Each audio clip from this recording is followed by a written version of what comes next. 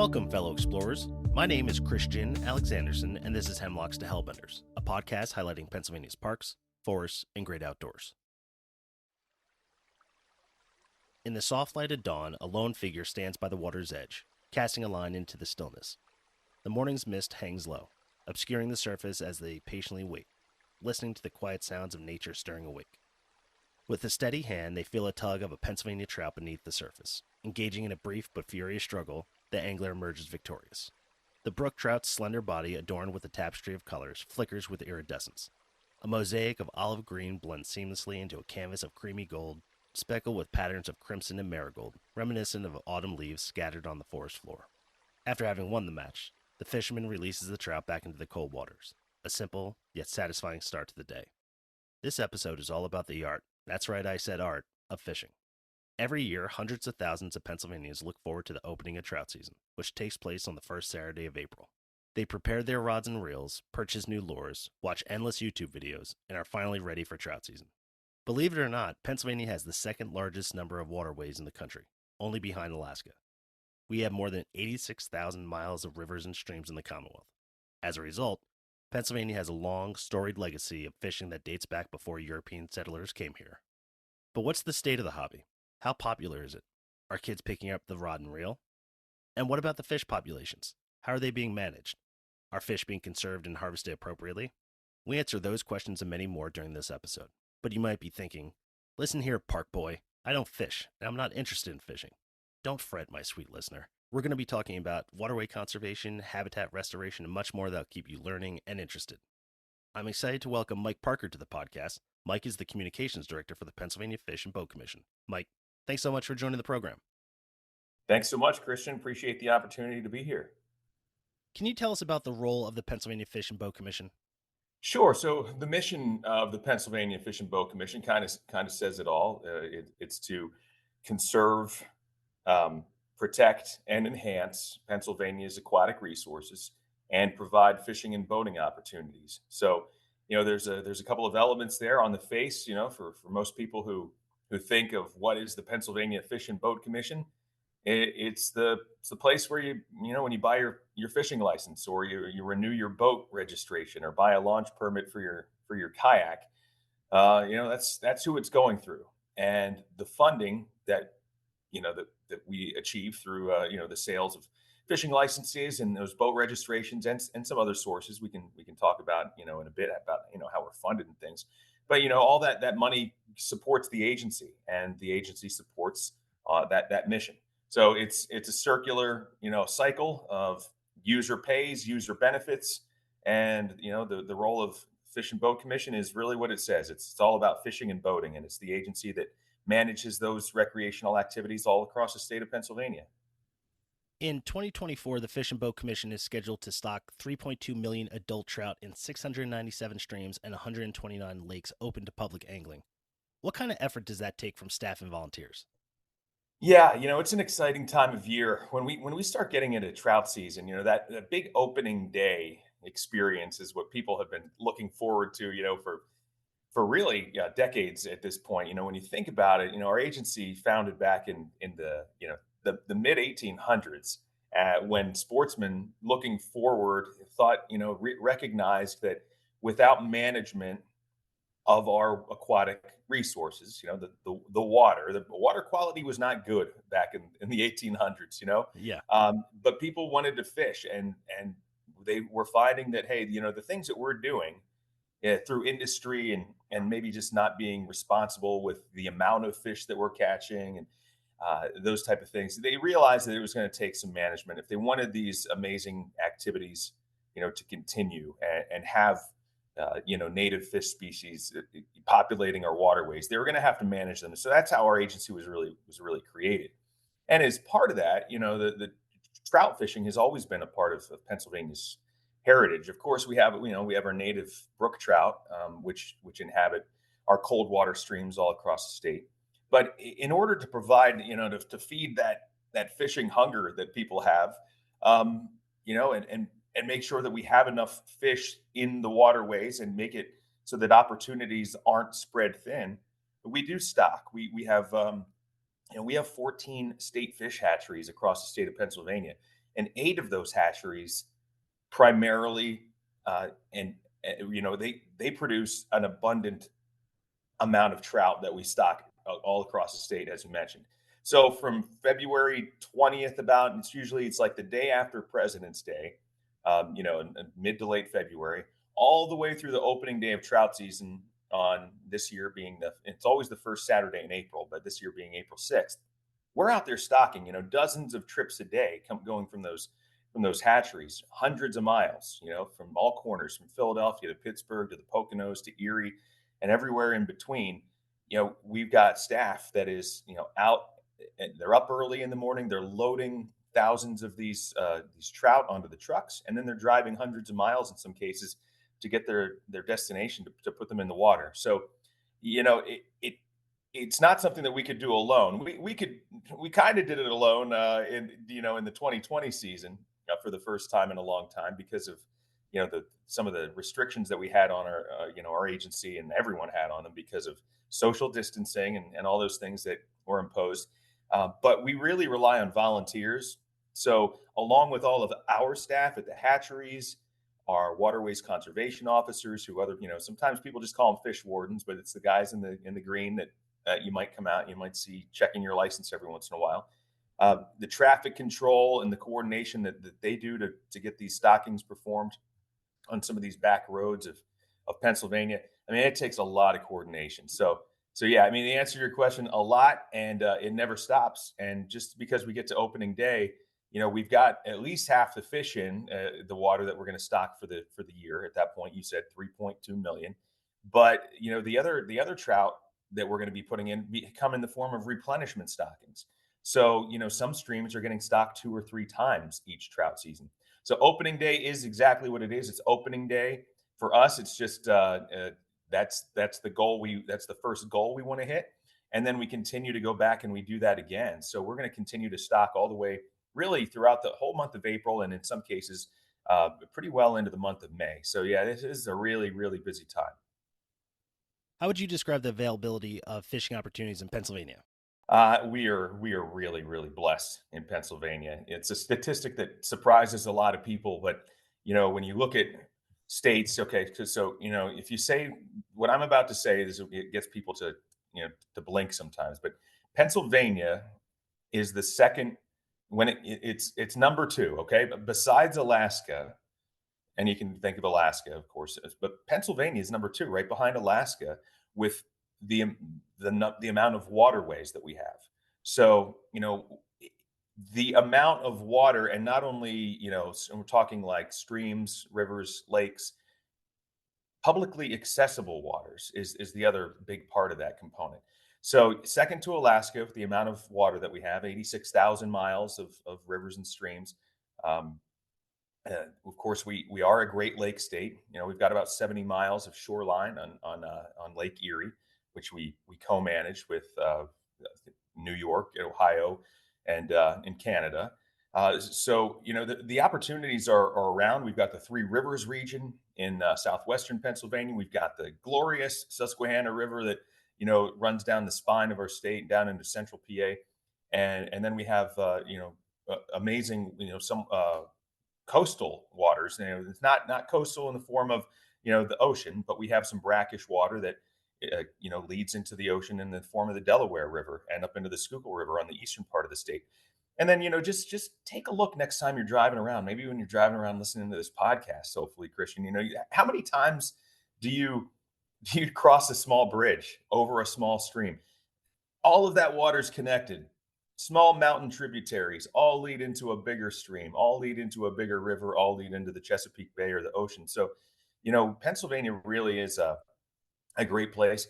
And within those streams, we just have we have an enormous bounty of sport fish and reptiles and amphibians, and so we are very lucky. So as far as the amount of water that we have, but also the public access to that water makes Pennsylvania a really special place. Yeah, I'm always surprised when I'm driving around at how many different bodies of water there are. Just it is constant wherever. I mean, I live right along the Susquehanna, so it's something I see every day. But on top of that, it's just whenever I travel, I'm like, man, there's another lake or another pond or another stream or another river. It seems never ending. Yeah, and I have a 13-year-old son who fishes just about every day of his life, and his life is pond hopping. Hmm. And that's what we do. We live out in the country. We live out in the Hershey area of Dauphin County, and summertime hits, and that's what they do.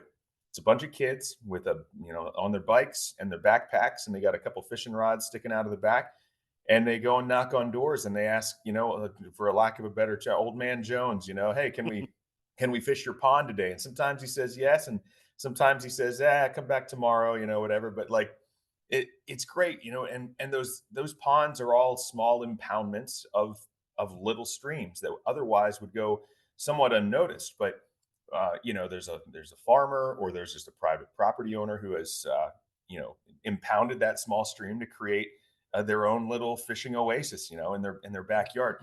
And we have those, but then we also have some great, obviously. So when I say Great Lakes, obviously we have Lake Erie. When I'm talking about Great Lakes, I should say amazing, lakes. Things like Harvey's Lake in Luzerne County, which is it's a glacially formed natural lake. It's 200 feet deep. There's we have a special brown trout program in that lake because these large brown trout love the cold, deep water. We have Lake Wallenpaupack, which is an amazing, bass fishery and boating destination. Blue Marsh in Berks County. These are lakes that people know about, but then there's all sorts of lakes. I think out of the 127 or so state parks across Pennsylvania, um, 70 to 80% of those have a featured lake within them. So when you think about just our state park system alone, everyone knows where their closest state park is. Typically there's a lake there, and sometimes that's the best place to go for fishing in that community. It can be really the center of not only recreational opportunities but also often an economic driver as well. We spoke about when the fishing season begins. Does the full length of the season ever change, or does it usually remain the same? Well, so fishing season. So that's when you say fishing season, I'm going to say fishing season never ends. It's 24/7, 365 because there's so many types of fish to catch in Pennsylvania. So there's never a time where fishing is banned, completely, for the whole state, or closed, not banned, closed, I guess, the closed season. But when you talk about trout season, right, which is what I think you're talking about. So trout season is a little bit different. Trout season exists because of we support our amazing wild trout resources with a stock trout program. So we have to have a time where we can. There's 1,000 or so waters across the state that we manage as stocked trout waters. That's the name of the regulation on that particular section of water is called the stocked trout program. Those waters are closed annually from it's always about the week of February 20th, right after President's Day, through the first Saturday in April. So you can't fish there at all. Even if you wanted to go out to that spot and just, fish for panfish or bass or catfish, you can't because it's a stock trout water. So for that period of time, those waters are closed so that we can stock the trout. The trout hang out in the water for a month and a half to a day, depending on when they get stocked. They could be in there for over a month, or they could be there for about 24 hours before the anglers, get their first crack at them. But that's what creates that opening day atmosphere, that anticipation, and gets people out. So, other than that, though, as far as trout season never truly closes either, because there are places where you can continue to fish for trout year round. So if you want to look at, you get the itch for trout fishing in that time period, you may not be in search of, our stock trout that we're putting out there now, but you might be somewhere where there's a wild trout population, smaller streams, and we also have some great wild trout waters that are larger. Oftentimes they're the headwaters of some of our larger streams or smaller rivers, where the trout are and where the water's cold enough coming out of of its place where it originates, and then as the water gets warmer further downstream, those trout, it's kind of a line for them where they don't they the habitat's no longer good, the water temperature's too warm, but they stick up there in those cold places and they're there year round. And we also have some lakes and special regulation areas that we manage as year-round trout fisheries. So some lakes. So let me start with places that are open for year-round fishing that might be managed under our big bass regulation. So that's another special regulation. So for instance, a Little Buffalo State Park in Perry County, for instance, people are going to want to go there to fish for bass, throughout the season, even during those months, the period where we're stocking trout. But they can still go there and fish for bass in this time period. We don't close that particular water, and there's other places like that exist. You just have to look at the regulation, and that way you can catch. You're not supposed to target trout, but we're stocking trout in there in anticipation of opening day. But if you do catch a trout, as long as you immediately release it unharmed, it's no harm, no foul. So, and then we have these Keystone Select stock trout waters, which are a special program. There's about 20 to 25 of them across the state. And it's where we put some larger trout in the waters, we stock them, and then that's open to year-round fishing on a catch and release basis. And from you want to fish for trout in February, as long as you're using artificial lures, spinners, or trout magnets, or fly fishing, those are the places for you. So trout season never really ends, but we have an opening day for our stock trout program.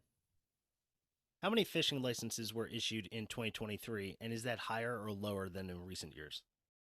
Yeah, so last year, and if anybody's interested in our statistics, as the Fish and Boat Commission, I was, everything from license sales to our revenue, to some of the programs and things that we do. I encourage you to go online to our website, fishandboat.com, um, and look for our annual reports. Every year we have an obligation to the state legislature to provide them with a report of how we function, how we're spending our money, how many licenses we sold, programs that we're doing within the various districts throughout the state. I like to proof of performance really is what our greatest hits, things that we have accomplished in 2023. And so last year, as far as the license sales, we sold 790,106 fishing licenses.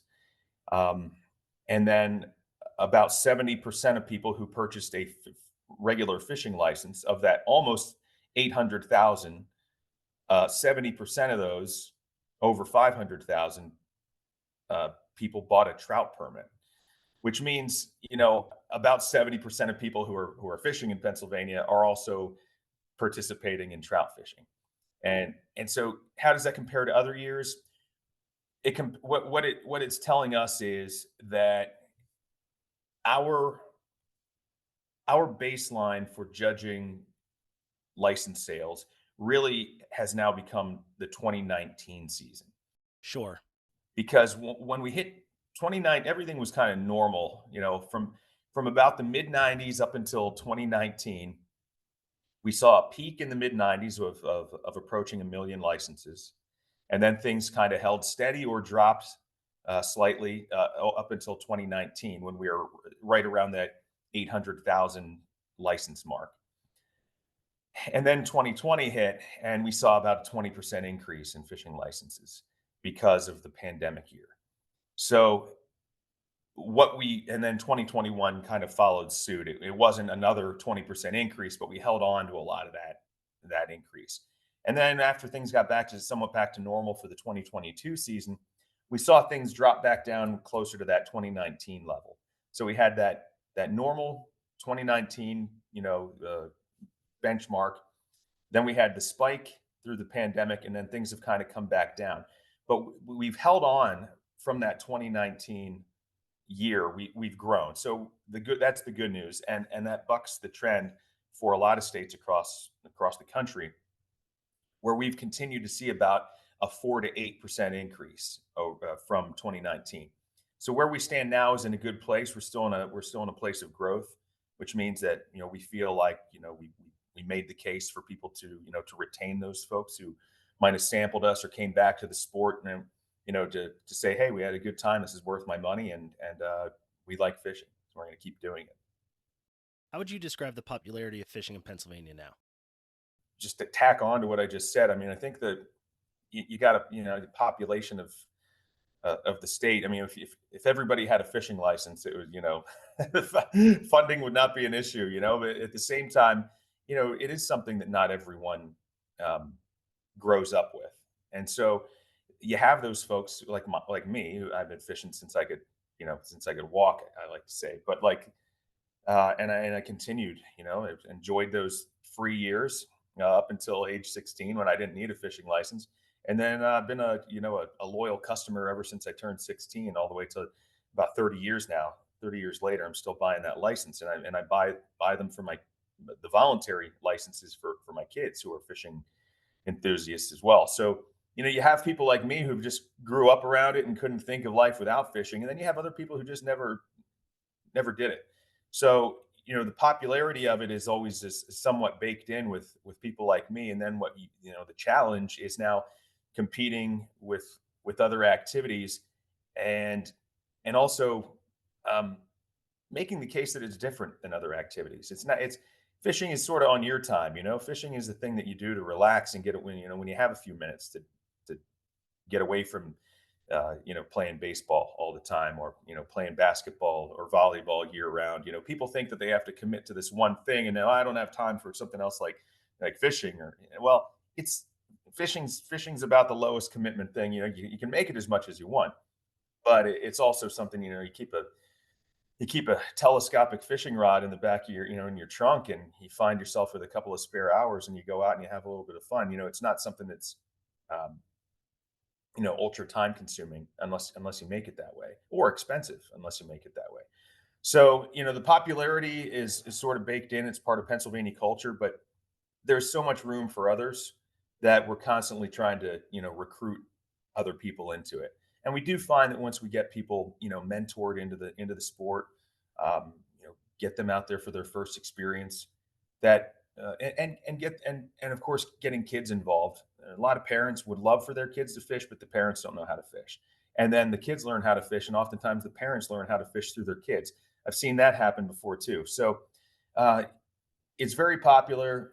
The economic impact of outdoor recreation as a whole is enormous in Pennsylvania. It's in the billions of dollars. I would refer to our friends over at the state DCNR that tracks kind of all those things. But you know, it's there, and it continues to hold steady and grow. And that's what our agency is focused on, is growing the sport, sharing the joy of fishing, and along the way giving people an appreciation for what it takes to maintain that level of fishing, meaning quality resources, healthy fish, and public access to the water. Pennsylvania is home to a variety of game fish. What are some of the popular game fish species? Yeah, so we talked about trout, so we'll move on from trout, but I'll say, well, the species of trout, just to tack on, we've got our state fish, which is the native brook trout. We also raise some brook trout at our state fish hatcheries, although it's of the number of fish of the 3.2 million that we raise, brook trout is the lowest number. That the allocation of brook trout is the smallest amongst the other species. Um, First is rainbow trout. Rainbow trout. We're raising, 2/3 of the fish that we're raising across our hatchery system are rainbow trout. Oh, wow. Okay. Yeah, and rainbow trout, they're just they're the most hardy, resilient, best fighting. Pretty easy to catch. They hold well in our waters. Their survivability is great. Through surveys and things that we find people enjoy eating them. They enjoy catching them. They can survive multiple catches, multiple catch and release. They're no threat to our other species, because they ultimately are a fish that is going to be put into the water and caught. And that's the other part of our stocking program that I'll mention too. Is We'll get back to that in a minute. But uh, rainbow trout, brown trout, brook trout, and then we have what everybody recognizes, our golden rainbow trout, which people call palominos. It's really just a genetic mutation that changes the pigment. It's a strain of pigment in a rainbow trout. So what you're really catching there is this orange looking fish with that pink stripe running down its side. We stock about geez, I think it's about 14,000 of those across the state. So somewhat of a needle in a haystack, but when you see them and when you catch one, it's a really special catch. Outside of trout, we have smallmouth bass, largemouth bass, walleye, muskellunge, muskies, channel catfish, bullhead catfish. You there's other species of fish that people aren't so familiar with that are popular catches, such as sauger. We also have lots of different types of panfish. So just this sort of like the sunfish family, the sunnies, pumpkin seeds, bluegills, crappies, um, uh, perch, yellow perch. So there really is a lot of different type of variety out there. What's your favorite fish to catch, Christian? You know what's funny? For my entire time growing up, I fished forever. And then I think I probably hit about 16, stopped fishing, and now I'm just getting back into fishing. And I'm looking for people to go fishing with. So, but Gotcha. I'll tell you one thing too. I've never seen smiles as big when there's a kid holding up like a palomino. Like that just is so Yeah. like it's such a jarring, striking, beautiful fish that is on my list of things I'd really like to catch. So, a quick story on that. I've part of my job as communications, director for the Fish and Boat Commission isn't just talking on podcasts and being a spokesperson. My background is in like broadcasting and so running a press office and responding to questions, being somewhat of a knowledge dumping ground, and then I put that knowledge back out. When people ask questions, I sort of have to know a little bit about everything. And when my knowledge, when I need more, I go to the experts. We have our biologists and our other folks, law enforcement folks in our agency that can help answer questions for people. But the other thing I do is make videos. So if you ever go onto our YouTube channel, we actually have two of them. There's the YouTube channel there's the Pennsylvania Fish and Boat Commission, and then there's a YouTube channel that I use through the press office, has over 1,000 subscribers, but it's called PA Fish and Boat Media. And PA Fish and Boat Media is basically my clearinghouse, dumping ground for, um, you know, B-roll. So when I go out to a trout stocking, I put together some footage. I send that out to the masses in the media, and it oftentimes gets used on TV stations and radio stations and things, or sound bites. And so having putting together that content, I've seen and going to our hatcheries, I've seen thousands of golden rainbow trout, palominos. Never caught one. Never caught one until December of 2023. December. It was a nice day, and me and my kids went out to a local lake here in the Dauphin. It's actually in Lebanon County, and Marquette Lake out on the grounds of Fort Indian Town Gap, one of our stock trout waters. But trout hadn't been stocked in there for months. We were just messing around. My son is a big bass fisherman. He was fishing, trying to catch some bass. I threw a worm in and was sitting there, waiting for a few minutes. Got a nibble on the end, gave it a yank, and I pulled in a golden rainbow trout. And it's so in December, one of these holdover stock trout that just happened to be hanging out in that lake. And I'm telling you, my smile was probably bigger than most of those kids from Mentored Youth Day. So it could even if it can happen to me, it can happen to you. I'll just put it that way. So Yeah, when you describe a needle in a haystack, that's even a smaller needle in a bigger haystack if you're going that late, I feel like. yeah, I was not expecting to catch a trout at that point, let alone a golden rainbow trout. And what was interesting about them is the color that's so vibrant from in that pigment. Basically a lot of fish. If anyone who's owned an aquarium knows that the color of the fish oftentimes depends on their food source. So there's certainly colors that are part of the species will always have a level of different colors to them, but the brightness of those colors depends on what they're eating. So anything that's eating a lot of, like shrimp or things like that, for instance, a fish that would eat is going to have that. It's going to come up with that pink, um, color. It's going to be more vibrant. Uh, One of the reasons why people say to us, the fish that we catch are beautiful. These stock trout, not only are they fairly big, but the colors are fantastic. But it comes down to the quality of food that we feed them. And in recent years, there's to help enhance the color. One of the ingredients within the food that they're eating at the hatcheries is carotene.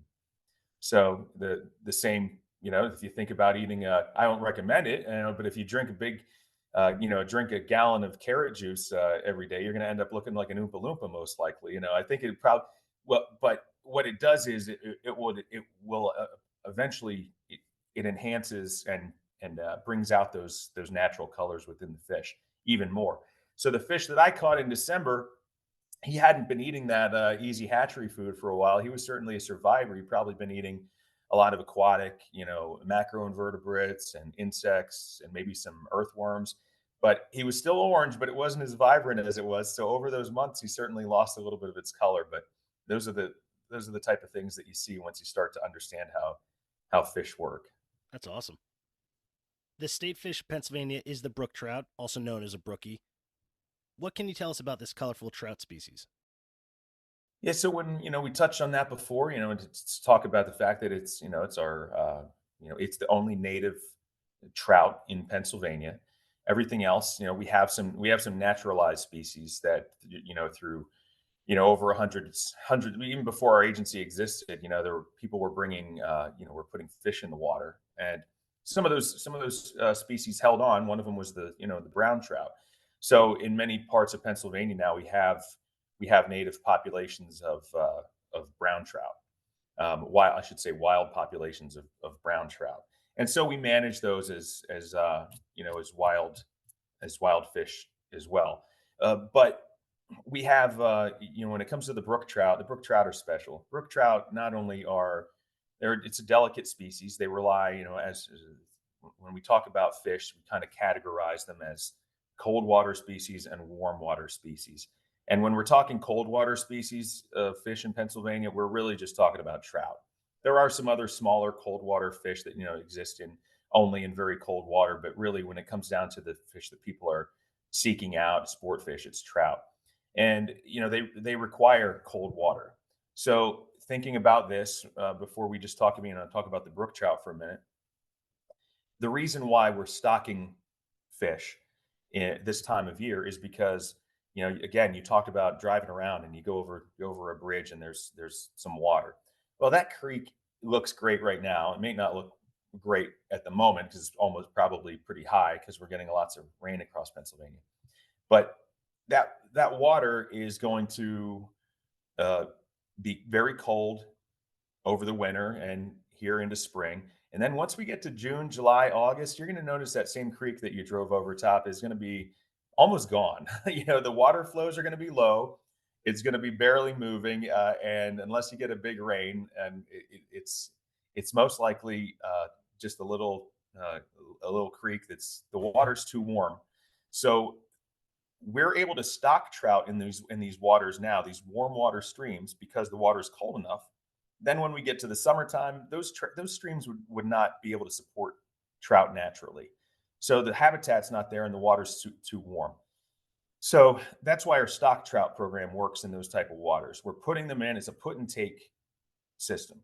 We stock the trout. We want you to take them out. It's a recreational opportunity. You've paid for it through your trout permit. We put those fish in. You take them out, take them home, eat them, and then guess what? The rest are left over for the birds and the other animals that eat, that eat fish. So when I say that, the reason why is because those are streams that just don't have populations of wild trout in them. They're just not cold enough. So where we have brook trout are in streams that are cold enough year round, that don't need, that don't get warm, that have the habitat that delicate fish needs. And so we don't need to stock trout in those waters because we have native populations of fish. And in some cases, those streams are very small, They're never going to grow any wider than your bathtub. The stream is never going to be any wider than a couple of feet wide, like I'd say like your bathtub. And other places, it's it can be a river. So brook trout are inhabiting those places where the water is very cold, and it's our job to protect those areas so that those brook trout can continue to live. So we've identified through we have a program. It's called the Unassessed Waters Program. Basically, over the years, Fish and Boat Commission, in partnership recently with many universities and other organizations, we've surveyed. We get onto properties deep in the woods. Also right along an interstate highway in some cases, and we use an electroshocking technique to put a current. We walk the streams. We use people have seen pictures of it, but if you've never seen electro fishing, just Google it, and it's a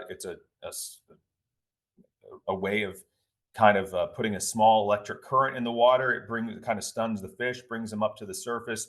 We net them, we count them, we put them back, they recover, they swim off just like nothing happened. It's like almost like an alien abduction, right? So, and when we find wild trout in those areas, and then we find them in greater concentrations, those areas are then classified as wild trout waters or Class A wild trout streams. And when they get that Class A trout stream designation, the protections that are provided to those waterways are pretty good. And what that means is they get on our list, and anytime there's any sort of development or highway work or infrastructure or building around those areas, there are restrictions based on that to protect those waters.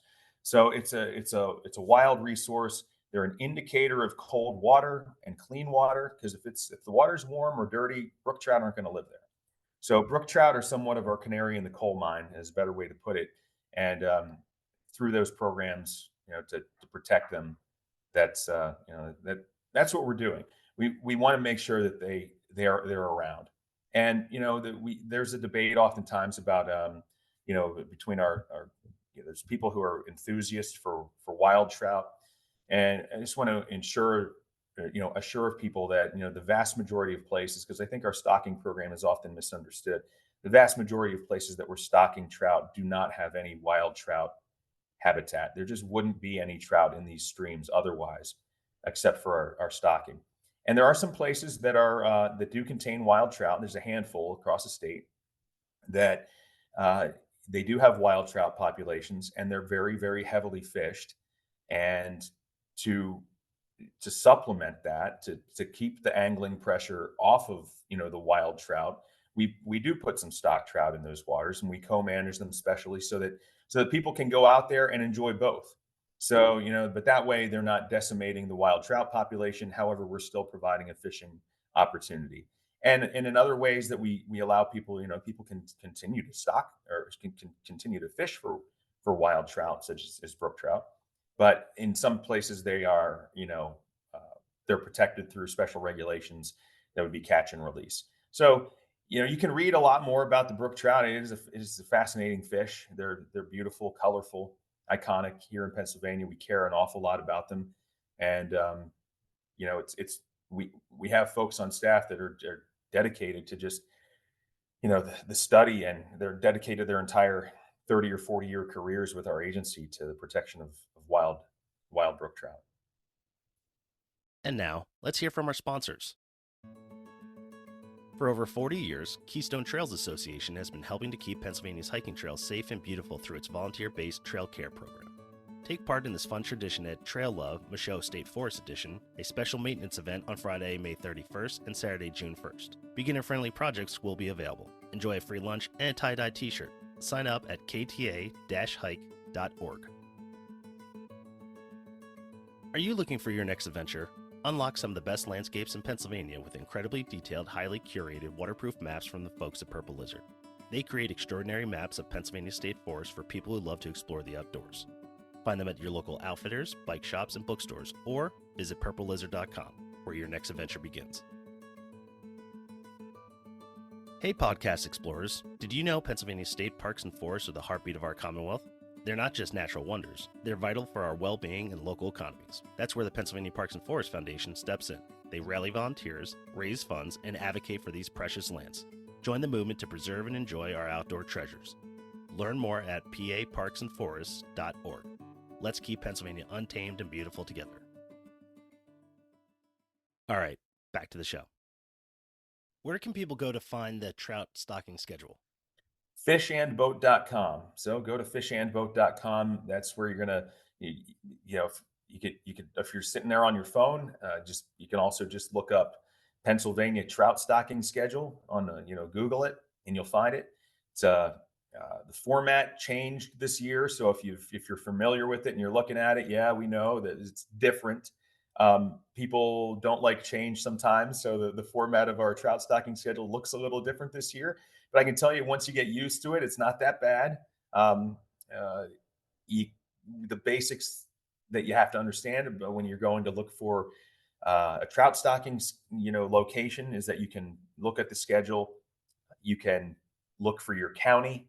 Then from there, you can break it down into just the water that you're interested in. Or if you're looking for a water, you can look at the list of waters. It's going to tell you the date and the time that the water is going to be stocked, what type of fish are going to be stocked. If you're interested in helping us to stock, we welcome volunteers. So all of our stockings are open to the public. Find that meeting time, the meeting place, come on out, and we'll make sure you got a bucket full of trout to help us throw into the water. Pennsylvania's bodies of water can vary in size and characteristics. What does the type of water, whether it's a river, lake, or pond, impact the fishing experience, and what should anglers keep in mind when choosing their fishing destination? Yeah, so it's one of the good things is to have variety. We have small mountain streams with wild native populations of brook trout. Then we have impoundments, which are lakes that are formed by someone put a dam on the water, and it's probably owned by a power company or a water company, or maybe a state agency like the DCNR or the Game Commission or the Fish and Boat Commission. We have about 50 lakes. It depends, if you like to fish from the stream, or excuse me, the bank, or do you like to be out in the middle of a lake on a boat? So it's really up to the individual, but you know you can catch fish from anywhere. So you don't need the big, you don't need a big 16 or 18-foot bass boat with dual outboard motors on the back. You could kayak on particular waters. You can wade in a pair of sneakers and shorts and walk out into the Susquehanna River like I used to as a kid, or the Swatara Creek. Um, and then if for kids or newcomers, we oftentimes recommend, if you're fishing from a boat, or just starting to get into fishing, yeah, find one of those ponds, or find a lake. Find the still water. It takes the element. It makes it a little bit easier to learn the skills. But there's some species like muskies that are people have certain methods for catching them out on our rivers. They like fast moving, bright, shiny lures trolled quickly behind the back of a boat. You're not going to be able to really do that. Some people aren't going to be able to do that kind of thing. At the same time, you can catch muskies from the side of the side of the stream if you know where they're at. So every water has its own identity, and you want to match up. Not only like, hey, what am I capable of? Am I capable of getting out into the middle of that lake somehow on a boat, on a kayak? Uh, or am I sort of limited right now to just kind of walking along the side of the stream? So I don't know if that really answers your question, Christian, but I like to tell people, like, try different things and find out what's for you. Some people can get bored quickly if they, by standing on the side of a lake and throwing a worm or a minnow out there and just kind of waiting. Other people like active fishing. So, putting on like a spinner, or a chatterbait, or a rooster tail, something like that, and actively fishing and walking up and down a stream. That could be more for them. Some people want to make things even more, the experience even more, I would say, complicated, but different. And in through fly fishing. You're going to have to learn a lot about. You have to think like a fish. You have to know what the hatch is out there. Different insects are hatching different times a year that those fish are going to feed on. Their food availability and what they're hungry for is going to be based on the time of year. The and it just takes a lot more technique and other things. So find what you're capable of doing, what you're interested in doing, sample each of those from the big rivers to the big lakes to the small ponds and the small streams, and see what's right for you. There's no wrong answer. The Pennsylvania Fish and Boat Commission plays a crucial role in managing fisheries. Can you talk about your conservation efforts and the impact on the overall fishing experience in the Commonwealth? Yeah, we talked a little bit about special regulations and how we manage waters, but it's also about creating opportunities and creating places for various types of fish to exist. There's places that Mother Nature has done a great job of providing that will never be touched they're protected, and they're within an area that's never going to be developed in any sort of way, so that place isn't going to change. In other places, we have a stream that may have been a great stream to fish at one point, and then development came in, and a lot of impacts of runoff and agricultural impacts and things that have maybe damaged that stream and made it less of an attractive place for not only fish to exist, but as a result, then fishing opportunities aren't so great anymore. So as an agency, we do things constantly to enhance. It's part of our mission: conserve, protect, and enhance. And the enhance part means that we're trying to make better fisheries. So we look at habitat and where there's a lack of habitat. And the best example I can use that people can understand is, when we have oftentimes over the winter, if you drive by a lake, those lakes those lakes are drawn down, which means it's this fancy word for drained, drained partially. There's a couple of reasons why they drain lakes in the wintertime. The number one reason is because uh, infrastructure, dams, spillways, the things that make the lake, the dam, they need to be repaired. It's oftentimes concrete or, there's pipes and things like that associated with dams that need to be maintained, replaced. So they draw those down, they work on that kind of stuff, and then later they'll fill the lake back up. The other reason is because along, if you go fishing at a lake or a pond in the middle of the summertime, it gets very weedy. Yeah. And so, yeah, and it gets harder to fish from the bank. And and then you get oxygen depletion because these grasses, oftentimes invasive species of aquatic plant life, are growing up very quickly. It chokes out the oxygen in the water, and then that has a result, and we end up, sometimes you'll see dead bluegills or bass and things, or catfish along the bank, because they're competing for that same oxygen as those plants are. So when they draw the lakes down in the wintertime, they're allowing the seeds from those plants to die off, so that they die over the winter. There's no water there to feed them. They die, they freeze off, and then when they fill the lake back up in the summertime up to a higher level, that keeps those weeds from growing back so quickly. Well, while the lakes are drawn down, oftentimes we can do habitat enhancement. So if you think about a bowl of cereal, it's really not much going on in that bowl of cereal. It's just a bowl. And then you put the milk and the cereal in it. Now it's something. Well, what, with a lake, it's kind of the same way. It's just sort of a flat, muddy bottom. There's not much underneath there.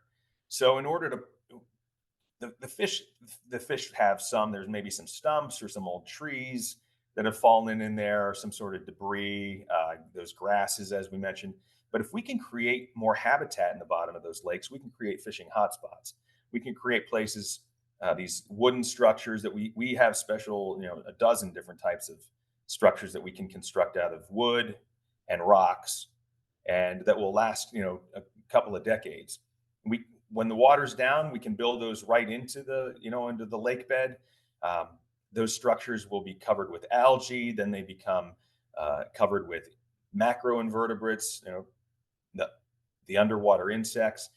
Those macroinvertebrates attract smaller, minnows, and those minnows attract bigger fish, and then those bigger fish attract the anglers. So we have, habitat, in our lakes. We have a lake habitat program that that's very successful. And so that's one way, we enhance habitat. And then we also do things along our streams. So we'll do wild, if we find a cold water stream that needs, that's maybe struggling, lack of habitat.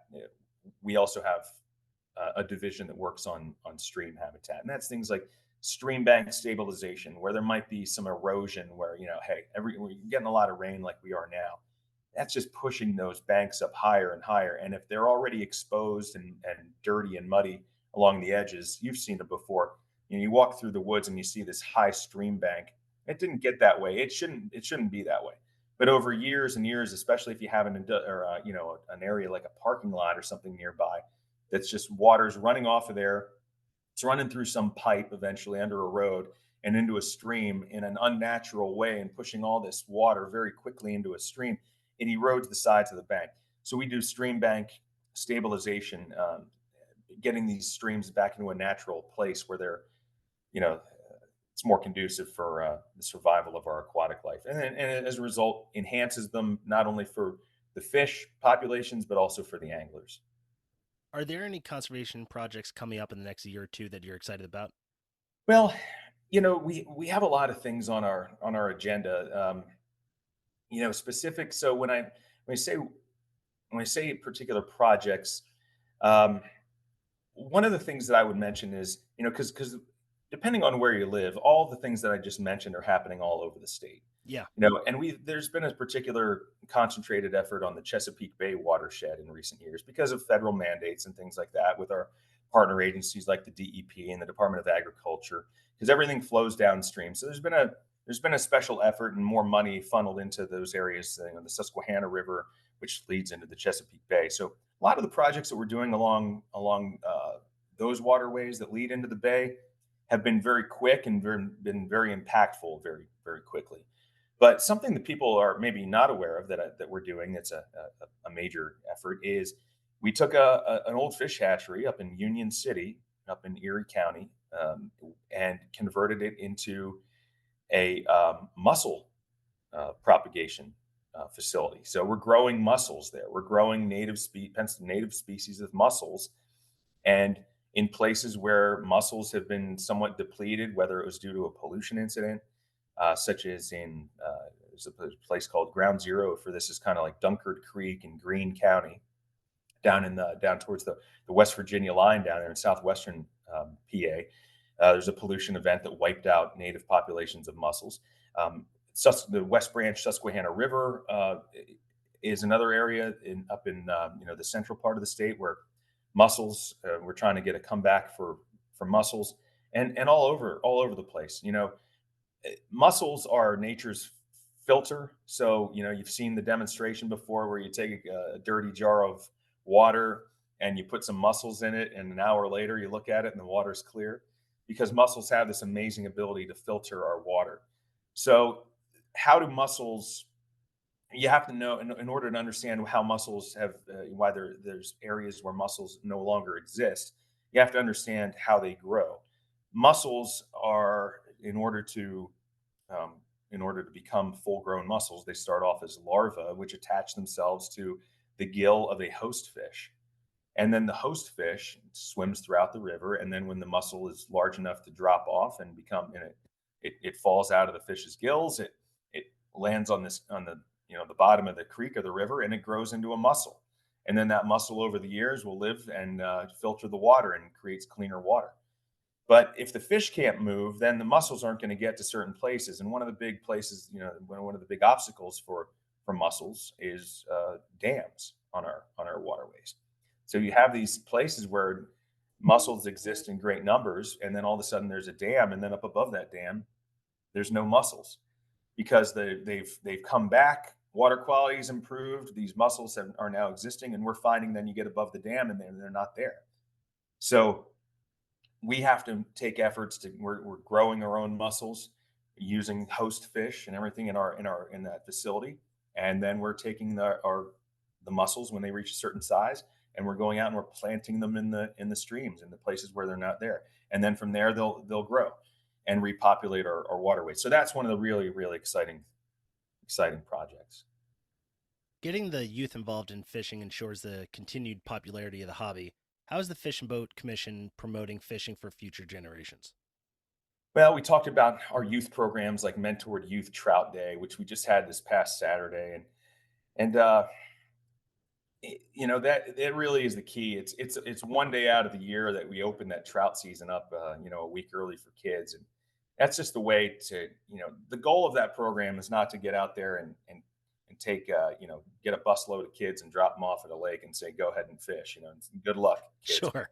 The goal is to take someone like me and when my kids were 5, 6, 7 years old, maybe if they've never fished before, even if they're 12, 13, 14, or 15, that's the age where you're going out there and you're mentoring someone, you're teaching them how to do it. Their parents maybe not, they don't, I have this situation in our household.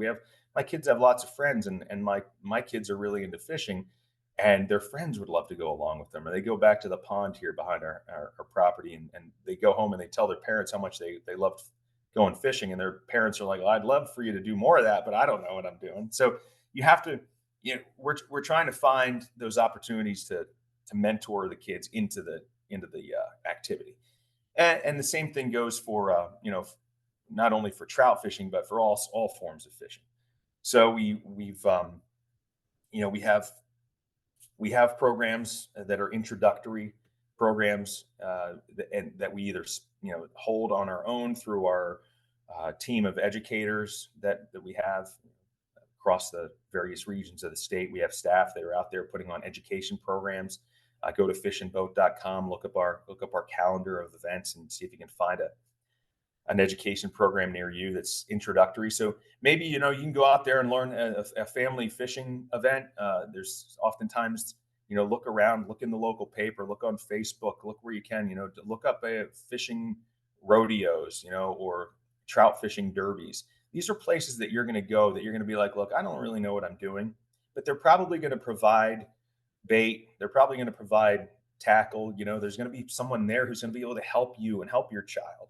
So instead of sitting back and saying, man, I wish, seek out places, seek out an individual that and don't tell them, don't send them off, don't send your kid off with them to go fishing. If you're interested in doing it, go, ask if you can go along. You know what it's like. As anglers, I think we're always looking for our next fishing buddy. And fortunately, I got two of them, that grew up right here in my house. So once football's over, and high school and wrestling and volleyball and all the other things that my kids are doing right now and thriving in and having a great time, we're still going to have fishing and hunting, I'd like to believe. And I think that those are things that are lifetime experiences. So, teaching them when they're young, finding the opportunities for them now, so they kind of becomes ingrained in them, like riding a bike. Even when they get into college and they get very busy, they're going to look back on those times and say, you know what, once I find some more time again, it's something I'm going to be able to fall back on. Even if I just know the basics and it's not foreign to me or scary, I know that this is something I can do. I get invited fishing with somebody at some point during my life. I'm going to be able to hold my own. So those are the things that we do. We have programs. When you buy, I encourage anybody who takes their kid fishing, even though you don't need a license until you're age 16. We have a voluntary youth fishing license. Voluntary youth fishing license costs $2.97. A whole dollar of that goes to the Fish and Boat Commission. But because it's a fishing license, and it's actually a license, we receive funding from the federal government based on the number of licenses that we sell, because that means that we have, a population of anglers to be served. Then we get a bigger chunk of that pie, that they gather through excise taxes on fishing equipment, and then it funnels into Washington and comes down to us from the federal government. So if you buy a license for a kid, essentially you're giving us a dollar of that money, but we're actually getting about another $5 from the government. And because it's a youth license, that money is going into youth programs. So to support the youth programs, sure, I tell everybody, look, you don't have the money, there's no obligation. Don't buy a license. You don't need one until you're 16. But if you want to support youth programs and you want more of them, that's a great way to do it. Buy that voluntary youth fishing license, and help fund the programs for the future. Do your recommendations about where kids can go to learn to fish, could those be any different for adults, or do you think it still applies to adults? Like someone like me who wants to go fishing, who wants to learn, are there other resources or different resources I should check out? It's about the same. I still say the best thing to do is find somebody who fishes, and see if you can, and ask them to go along. Um, you're gonna get more out of that experience with someone. There is a there's a lot of value in having a mentor in something that you're doing that's new. Someone who's just going to show you around, like, here, borrow my fishing rod for the day. Give it a try. People do this with things like golfing all the time. Why not do it with fishing, right? I mean, no one's going to go out and buy a 600, or maybe I'm behind the times here, but a $600 set of golf clubs just to find out if they like golfing, and then if they don't like it, what am I going to do with these clubs? Sure. Fishing's not that expensive, but at the same time, it's complicated. You need someone who, you know, ask somebody to go fishing. It's someone who would say, "Hey, man, would you take me along sometime?" Or you're going to find that there's people who are super willing to do it. Don't be afraid. I think that one of the barriers is just general, reluctancy to talk to a stranger or something. And so you don't just want, maybe you don't want to walk up to somebody that you've, on the side of the stream, but go to a bait shop. Go to a place where there's get some advice from someone who works in the sporting goods department, at a Bass, whether it's Walmart or Dick's Sporting Goods or Bass Pro Shop, and talk them up a little bit. I bet you're probably going to walk out of there with a little bit of information about, somewhere to go. Our resources on fishandboat.com, they're going to let you know places to fish, but it's getting out there. It's like, you got the ride, you got the place to go, but you still kind of don't know what you're doing. Finding somebody, along the way and just asking for a little bit of advice. There's a joke, and it's somewhat not of a joke, for but people don't like to give up their fishing secrets or their fishing hole. So, but the state park's not much of a secret. So if you're going to go out to your local state park lake and mess around fishing, it doesn't matter if you're mentoring a 5-year-old kid or you're 25 or 35, you'll find somebody who'll help you out. Has one method of fishing become more popular than others in recent years? Like, have you seen more people in fly fishing or shore casting as opposed to fishing from boats? I'd say the one thing that's a tremendous area of growth when it comes to not only fishing, but also boating, and then the combination of the two, is kayak fishing. So kayaks are so accessible these days. They cost a couple $100. You can literally buy one, take it out, be on the water in a couple of hours, which is both good and bad. The good part about it is the accessibility to, you know, uh, uh, that type of fishing, and to be able to, not very expensive. It's not like buying a big boat that you need to trailer around. You can pretty much throw it on top of your car, or in the back of your minivan or in the back of your pickup truck, and you're there. The experience uh, of fishing from a kayak is great because you can get into those nooks. You can get out into the middle of a lake. You can get out. You can patrol different sides of the shoreline, and things look a lot different. When you're out on the water than it does when you're in you know standing on the shore. It's a constantly moving environment for those people who have that little bit of a attention deficit, I guess. When you're floating down a stream, it gives you something to do. So, people will find, like, I like kayaking, but I wish it didn't take me 3 hours to get from point A to point B. I am kind of like, man, I'm just paddling. It seems like a lot more work. Well, if you're fishing in between all that work, it kind of makes the experience better. I always say I don't really want to go kayaking unless I'm fishing. Sure, Um, yeah. but kayak fishing is probably one of the things. The only thing I would warn people about is uh, it it's go on the places like a lake. If you're new to kayaking and you think it sounds like something that would be fun, but you've never kayaked before, don't go right out onto that river. Don't go right out into that moving stream. There's so many obstacles and things that you can run into, dams that can be a little bit tough. Go out, learn how to kayak, get the basic skills down. Make sure you get your launch permit, or register. If you're going to use any public boat ramp, you want to make sure that you've got that sticker. Costs about $12 a year. You put it on the side of your boat. You can use any of the state park boat ramps, any Fish and Boat Commission boat ramps, uh, and that's going to open up your experience. So try different places and get the skills down before you go out there. and always wear your life jacket. The law says you have to have a life jacket with you when you're on a canoe or a kayak, but it really isn't going to do you much good if you're not wearing it. So find a life jacket that's good for you, one that fits a non-bulky style for your activity, and you'll find that they're pretty comfortable. And I don't go anywhere without my life jacket. So Pennsylvania has a rich history of fly fishing. Can you discuss the evolution of fly fishing in Pennsylvania and its significance among anglers? fly fishing is it's one of those polarizing activities. I'll say that from experience working with the agency. It's great.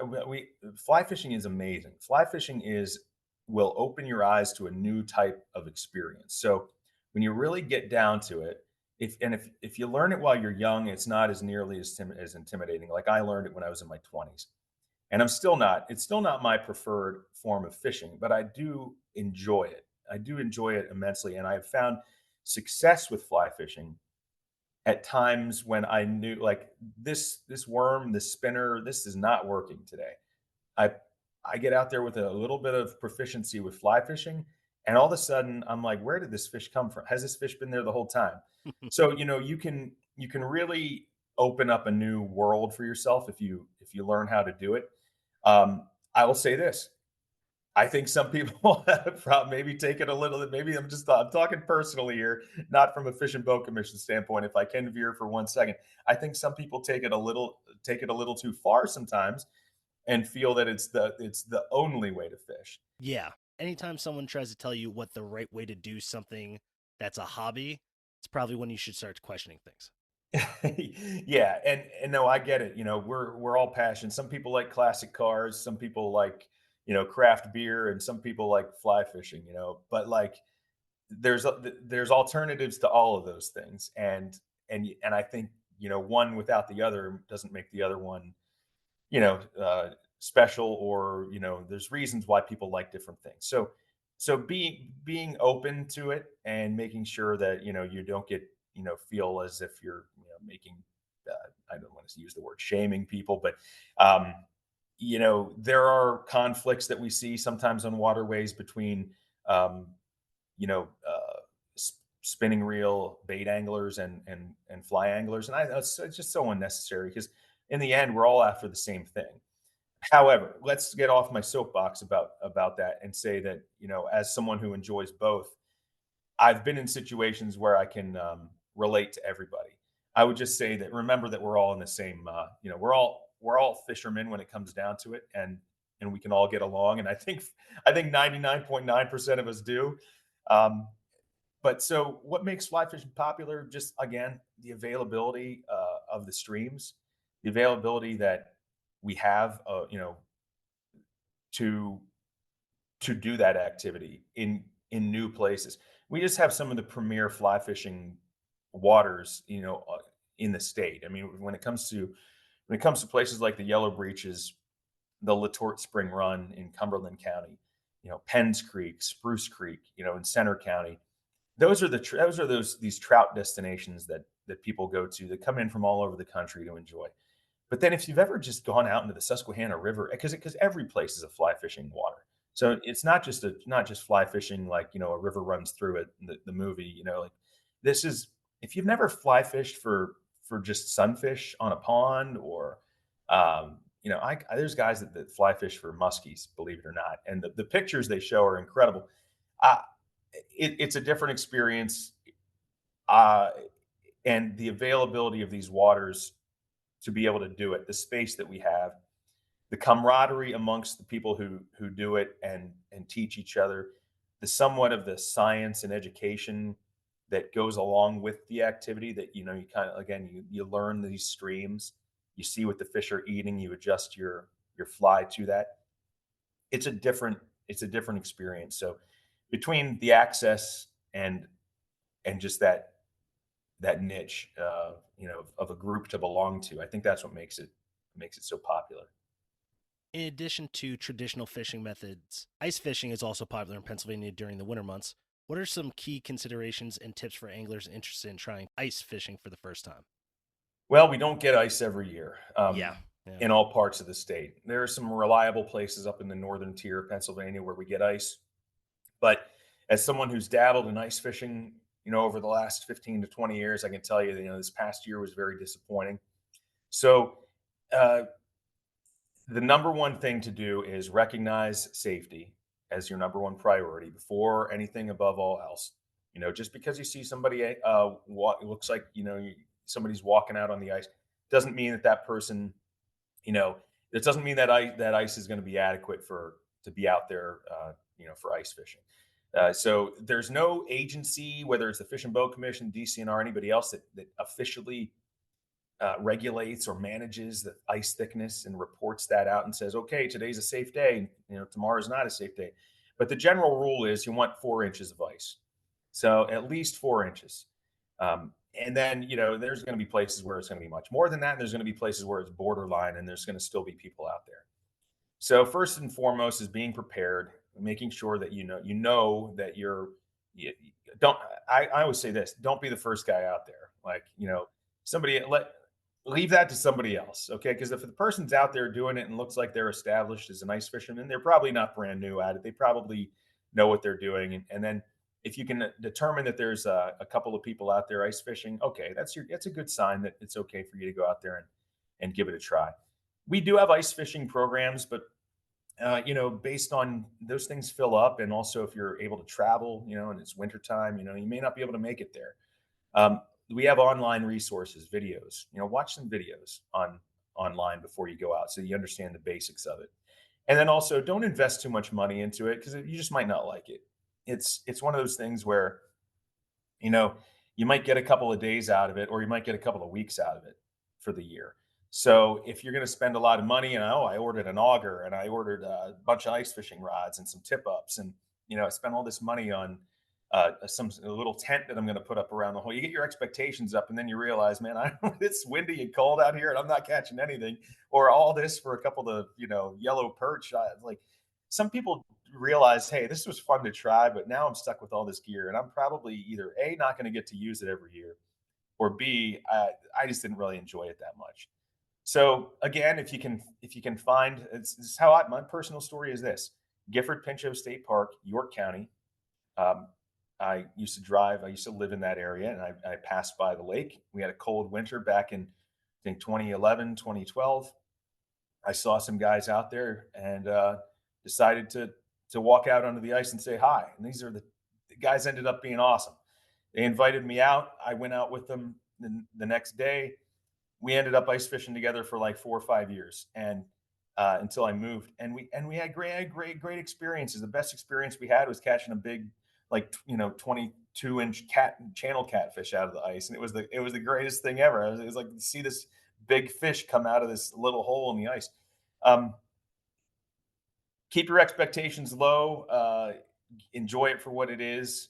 If you're able to travel and meet up with somebody, in one of those northern counties where that's a little bit more reliable, that might be something that you can set your clock to a little bit more than if you live down in the southeastern or south central part of the state. But it's there. It's another way to get the value out of your fishing license. You buy that license and you pin it all on one day, and you don't have a great day. All of a sudden, that fishing license seems like now you're complaining about how much you spent on it.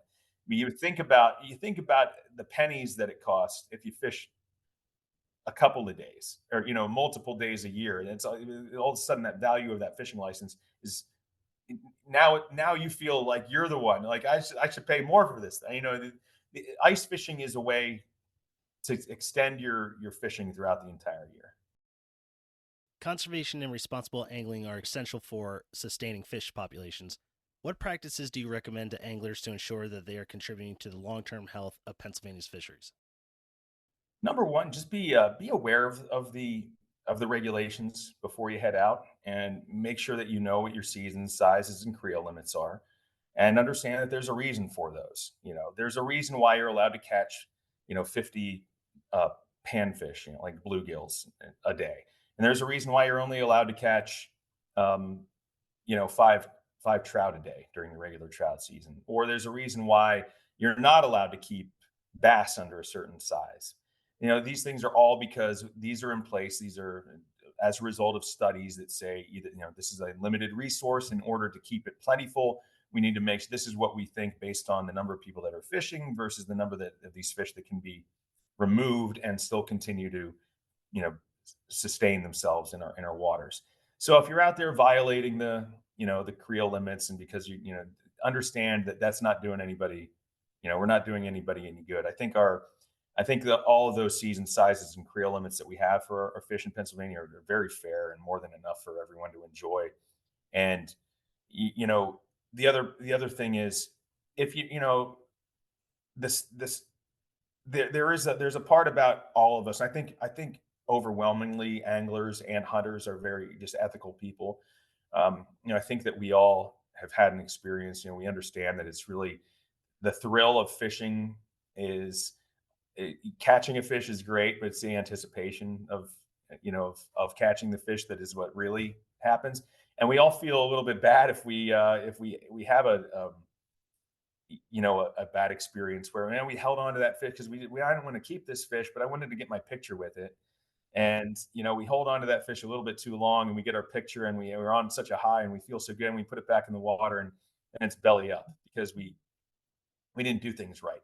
So making sure that we're handling, just thinking about things in the moment, thinking about the fish. If you're not planning on, look, I say to people all the time, if it's legal and you're hungry, keep the fish, take it home, eat it, that's part of this deal. Part of fishing is catching it, eating it. That's part of the experience too. So, but if you're out there and it's just catch and release, make sure that you're practicing those ethical things. Use the right kind of net. Don't use an old net that's all jagged and hard, and it's it's probably going to hurt the fish. Invest in a little bit better of a net. Keep the fish wet, keep your hands wet. If you want to get that picture, all right, things aren't going so great, the fish is flopping around, you get distracted, whatever, put them back in the water for a minute, right? Then get them back out. Those type of things. And then just abiding by the season size and creel limits, so that we can all have enough, for everybody. And then just passing that on to others about how important it is. You see somebody bending a rules. Look, bending a rule, it happens. We're all out there. Um, Things happen, but look, if we don't have the rules, then we have chaos. And so without that management of our resources, things quickly fall into chaos. And so we want to make sure that people just abide by those rules, and also understand that they're not there just because we made them up and we want to have rules for people. They're there because we want these opportunities to exist. And we don't, we want to be able to do this next year, and 10 years from now, and 100 years from now too. Mike, thanks so much for talking to us. We really appreciate it. Hey, it's been great. Thank you so much, Christian. I tend to ramble on, but I really appreciate the opportunity, and the questions are great. I'll enjoy listening to your podcast, and wish you the best out there. I say to everybody, have fun, be safe, wear your life jacket, and if you need anything else, fishing and boating related, introduce someone else to the sport, find a great place to go fishing. You can find it all at fishandboat.com.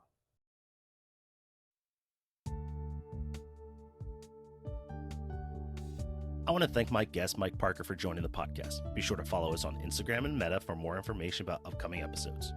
You can support the podcast by buying merch at hemlockstohellbenders.com, or you can click support this show in the podcast description to provide a monthly donation. If you're a Pennsylvania business interested in advertising with the podcast, email us at hemlockstohellbenders@gmail.com. This has been Hemlocks to Hellbenders. I'll see you out there.